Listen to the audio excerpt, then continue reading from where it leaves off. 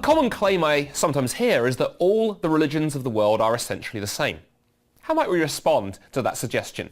Well, imagine a friend were to come to you and say, hey, I've been busy reading of late, and in fact I've read every book in every library in the entire world, and I have come to the conclusion that every book by every author in every genre is telling exactly the same story. Every book is the same. What would you say to your friend? I think you would immediately conclude that your friend has gone balmy, that they can't possibly have read all of the books, because if they did so, they would obviously discover the books are different. Well, the same goes for religion. When somebody says to me they believe that all the religions in the world are essentially the same, my instant conclusion is they haven't studied any of them carefully. Because when you do so, when you investigate the different religions of the world, you discover they are claiming wildly different things. Let me give you just one example. For the last 20 years or so, I've been studying Islam. In fact, I got a PhD in Quranic studies, largely because I wanted to understand the faith of my Muslim friends better.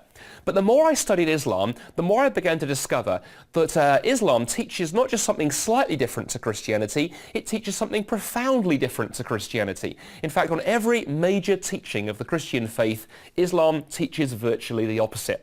Let me give you just one simple example. At the heart of the Christian faith lies the claim that sometime round about AD 30, Jesus of Nazareth was crucified on a Roman cross. Or the Quran in chapter 4, verse 157, flat out denies that any such crucifixion took place. Thus we have a problem. The Gospels, the Christian Bible, teaches that Jesus was crucified. The Quran denies that he was crucified. Well, either he was or he wasn't. You can't reconcile, you can't harmonize those two claims, and thus you're forced to a conclusion. Either Christianity is true, or Islam is true, or they're both false.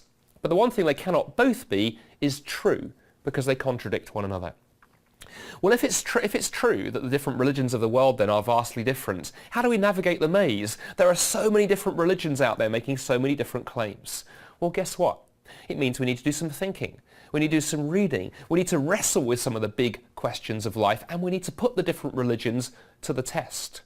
I'd suggest that perhaps you begin with Christianity, for which the evidence is greater, I believe, than any other religion. How might you put Christianity to the test? Well, read the Gospels. Look at the claims of Jesus and see whether they stand up.